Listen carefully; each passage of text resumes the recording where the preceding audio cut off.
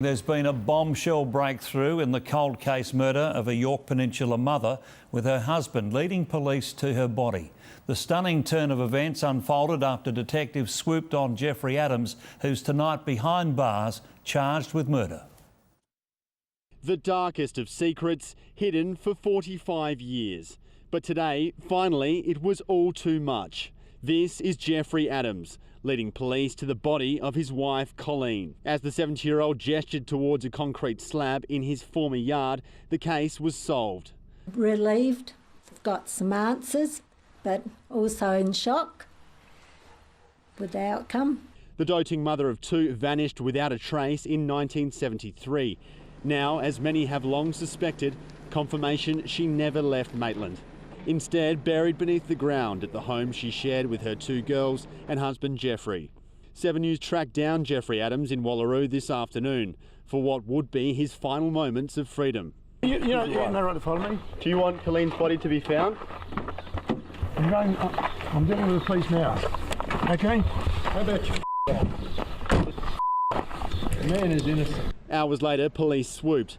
Our cameras were there as he was marched from his house into the waiting police car. The truth of it is the writing was on the wall, and we were clearly had a clear suspect, and we were confident of solving this case. Adams has long maintained he last saw his wife get into a car with a mystery woman, never to return. Her family say she would never have abandoned her children. We now know she didn't. One of the couple's daughters, Kay, was by her father's side as recently as today.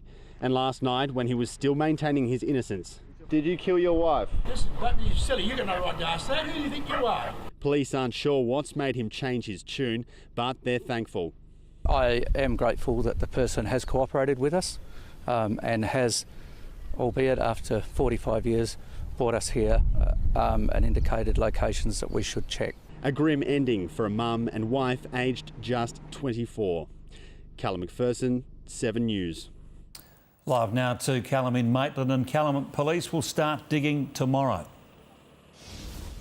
They will, John. They're not wasting any time. They've already removed the concrete slab just behind us here, and SES crews have just arrived to set up a tent that will protect the integrity of the crime scene overnight. It'll be a delicate operation. Colleen Adams' remains have now been underground for close to 5 decades. As for Jeffrey Adams, he'll spend his first night behind bars in the cells at Kadina before facing court tomorrow. Jane? Thanks, Callum. More than 2,000 soldiers have brought out the big guns for the state's largest army exercise on the outskirts of Port Augusta. 7 News was given exclusive access to the front line as our troops prepare for upcoming deployment. This is serious firepower. Welcome to Exercise Predators Run. The ultimate opportunity for the soldiers of 1st Brigade to prepare for battle. As the enemy lies in wait, smoke signals the infantry to move in on occupied territory.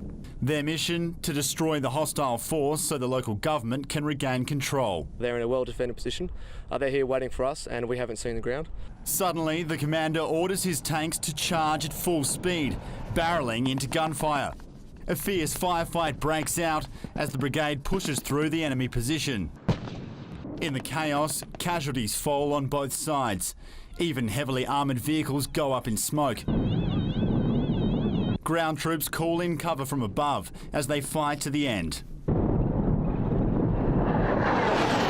That teamwork is fundamental. Everybody understanding their role and making sure that they're able to execute that role effectively.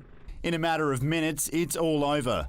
The last of the enemy wiped out as those still standing rush to aid the injured. No man left behind. This may be an exercise, but these troops treat their training just like real warfighting, and it's crucial preparation. 1st Brigade must be ready to deploy to the Middle East next year. These bullets are blanks, and a laser tag system's used to show when a soldier's hit. It's as close as these troops can get to war at home. This is an essential first step in building that foundation level experience. I think it's preparing us well for the road ahead, especially our brigade moving into the readying cycle. Callum MacPherson, 7 News. Great pictures. Now, many of us take driving for granted, but for the young man you're about to meet, being able to hit the road is his greatest achievement. Nicholas Tiago has cerebral palsy and has become the only person in the state with his level of the condition who can drive a car. He took Callum MacPherson out for a spin. This isn't your ordinary Volkswagen multivan, and 23-year-old Nicholas Tiago isn't your average driver. I suffer from what's called cerebral palsy spastic quadriplegia. I was born with it, so both arms and both legs are affected. But Nick's refused to let his condition stop him doing what he feared he never would.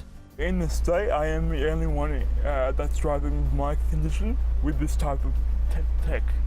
And one of a select few in the country. We actually don't think there's anybody else with Nick's level of disability driving.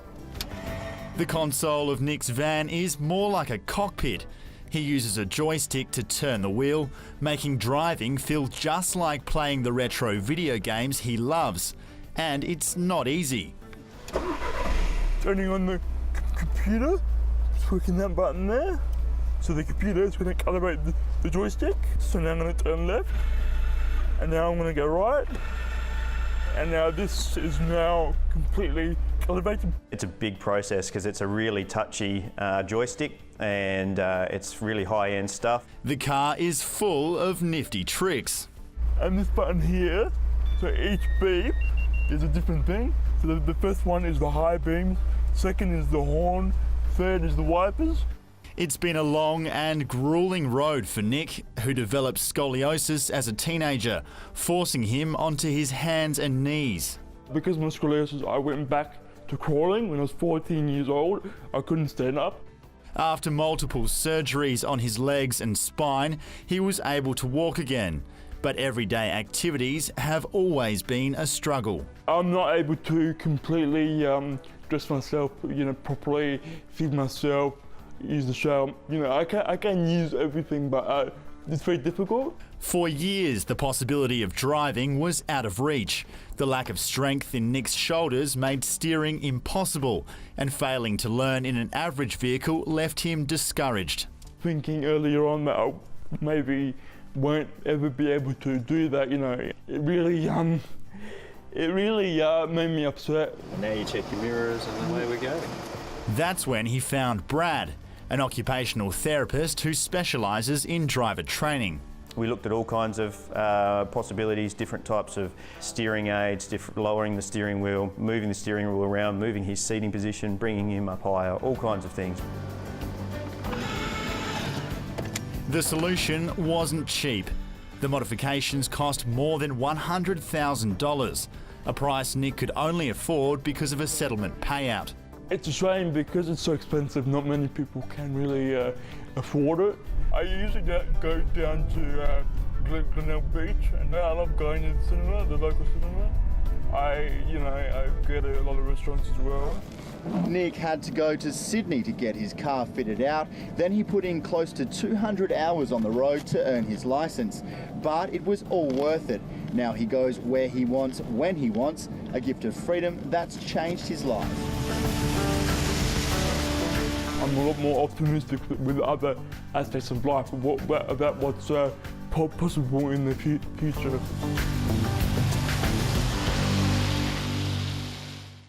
Yeah, that's just awesome. Good on you, Nick.